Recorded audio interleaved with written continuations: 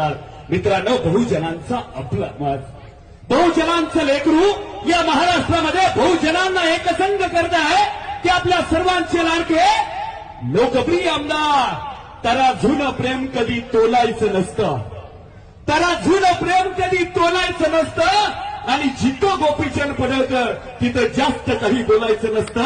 आपल्याशी बोलतात आदरणीय गोपीचंदजी पडळकर. जरा टाळीबाजी पाहिजे, हातवरती जोरदार टाळी.